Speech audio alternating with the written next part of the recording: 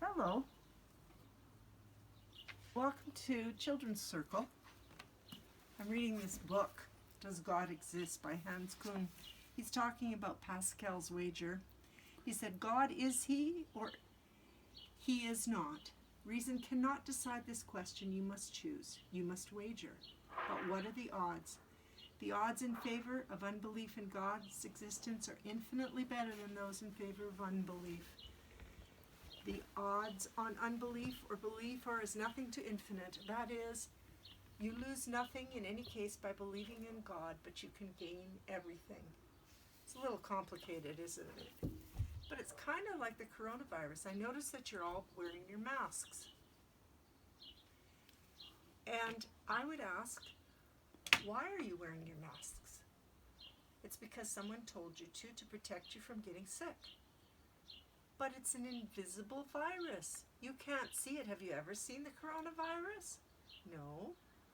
Have you ever touched it? Have you ever had a chance to prove that it exists? No. But there are some people who studied it and they know that it exists. The real reason that you wear your mask is because we've seen the effects of the coronavirus. People can get very sick and some of them even die. And so we want to be wise and protect ourselves from the invisible enemy because we know it exists. God exists, even though he's invisible and you've never seen him. How do we know?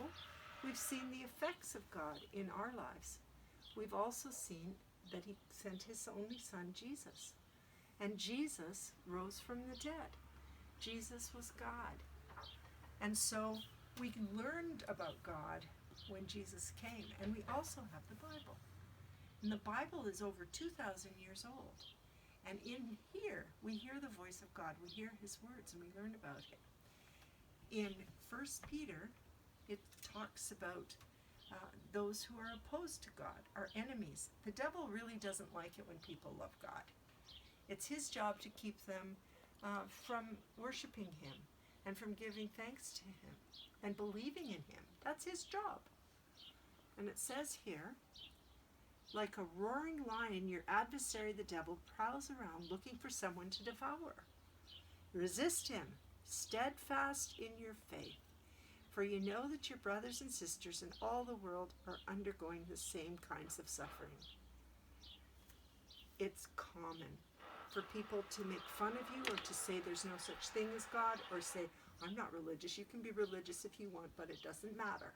It does matter. Just because you don't believe in God doesn't mean that he doesn't exist. Just the same way you may not believe in the coronavirus, but it exists. And you need to make sure that you do what you can to get to know God or to protect yourself. So that's one of the reasons that we meet here, Sunday after Sunday, to sit and talk about God so that you know who he is and so that we can resist the temptations of the devil, who really would like it if you didn't pay any attention to God and dismissed him as though he did not exist, like an invisible fairy tale.